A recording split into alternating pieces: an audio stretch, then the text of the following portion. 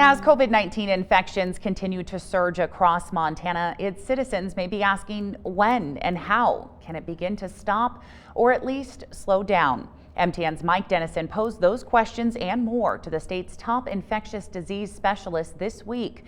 They said light is visible at the end of the tunnel, but the length and depth of the darkness depends on the actions of individual Montanans in the coming months. Dr. Greg Holtzman is Montana's state medical officer at the State Department of Public Health and Human Services. He says a vaccine for COVID-19 may be available as early as next month. But access to any vaccine will be in stages, he says, and is not the only solution that's needed. But if we sat here and waited until everybody got vaccinated, we're going to lose a lot more lives and have a lot more people suffering. So we want to move now, doing all the public health interventions. And according to Holtzman and Jim Murphy, the head of Montana's State Bureau of Communicable Disease Control and Prevention, that means adhering to some basic guidelines to prevent the spread. Stay home as much as possible and limit personal contacts. If you do go out, keep 6 feet apart. And when interacting with those outside your personal circle, wear one of these, a face mask.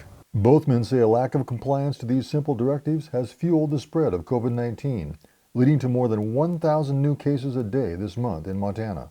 If you look at the estimates of masking use in Montana, we're well below where you would want to be in order to help contain the spread of this. We need people to be all working together, and you can't have a large proportion deciding not to follow the guidance and expect the virus to go away.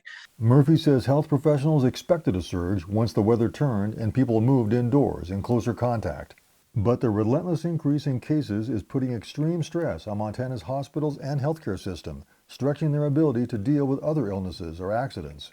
Just go to any of the ERs and see how many people are coming in, that they're not sick enough to actually end up in the hospital, but the ER providers are seeing these patients, trying to take care of them, get them in the right sense, and give them the guidance of what to do and to come back if things get worse. And while many COVID-19 cases may have mild symptoms, the disease still has killed more than 650 Montanans, more than 1% of those contracting the virus.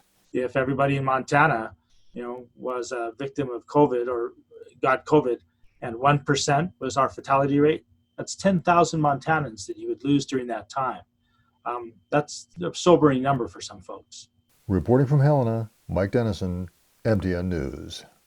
You can see Mike Dennison's full interview with Greg Holtzman and Jim Murphy on our website. That's ktvh.com.